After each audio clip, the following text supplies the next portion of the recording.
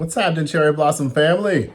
Oh man, it is about less than a week away from Christmas. That is good. I hope you are seeing our almost Christmas emails that we're sending out, our little memes that we're putting out. I just want to know some of your favorites as well. So if you have time, comment on them if you like them. If you don't, what have you. But I just thought we'd have a little fun here at Christmas week. But that's not what this post is all about. That's not what this is about at all.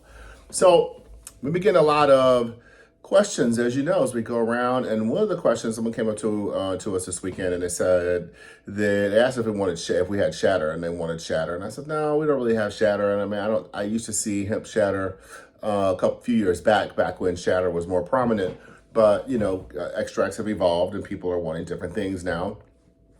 Live resin, live rosin, and such. And he says, well, specifically, like how does, I was explaining the live rosin process, and how does Shatter differ from live rosin? I said, well, there's factors, of course. I mean, the skill of the extractor, the equipment that they're using, the techniques that they're using, the quality of the buds, the strain. So all these things are going to impact the finished product. But we have to understand that, like live rosin, Shatter is hydrocarbon extracted. So that means that it is extracted using hydrocarbons and sub-zero temperatures. Those are then purged out. So usually Shatter is made with more dried and cured flowers, and sometimes like an array of different strains. They'll take whatever's left over, and a lot of times that just put that together. That's why Shatter is so much cheaper, so much more affordable. It's easier, and you can make it now on mass, with mass production equipment. 5 or 6 years ago, people were still trying to do this in their garages and blowing things up. So live rosin, of course, is a flash frozen input material it could be flash frozen or like water washed to get like a hash rosin and then pressed out. But you're usually like a one consistency of product. It's a little, actually harder to work with, but you kind of got to use a tool to work with rosin, whereas you could just break a piece of Shatter off and use it and go. Both are kind of meant to be dabbed, of course, but you can also take Shatter and kind of crumble it and create a powder out of it and sprinkle it on like a bowl topper or a joint topper or something like that, as a booster in that way. And what else? And I can't say what's really stronger. A lot of say that's preference. That's preference about what the extractor has used strain-wise. But generally, you're going to get more purity, more true to the plant taste and feel. As far as those terpenes are concerned, that there are going to be more terpenes in that live rosin. So you're going to get a more complete plant-like experience than I would say you're probably going to get with the Shatter. Not saying that the Shatter won't have its own, impact or effect. It will. It's going to be very effective. But as far as that purity, that luxury sort of feeling that you're looking for, that's what that rosin's all about. This is a little bit longer video, so this is probably not going to make it on like TikTok or Instagram. So you're probably seeing this on YouTube.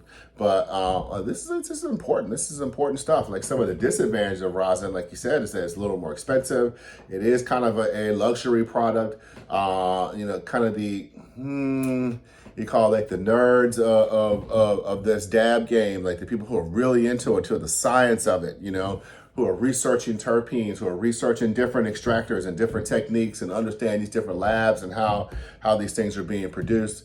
I don't see that really happening as much with Shatter, but that does happen as people are researching like live resin and live rosin. Those are like probably the kings of this dab game, because they're just so exclusive. Maybe the flash freezing and just the gentle matter that you have to the gentle approach, I should say, that you have to use to get these products from beginning to end. So also, like there's a terpene effect. Like, you have dried and cured flowers as a starting material.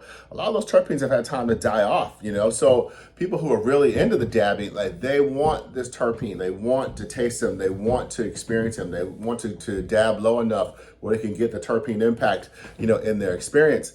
And it's not that terpenes aren't there in Shatter, or maybe sometimes they've even been added in, later in the process. I'm not sure exactly how they do that, but It does happen. It doesn't tend to, live rosin doesn't tend to sugar up like Shatter does sometimes. Like I said, that also depends on the extractor.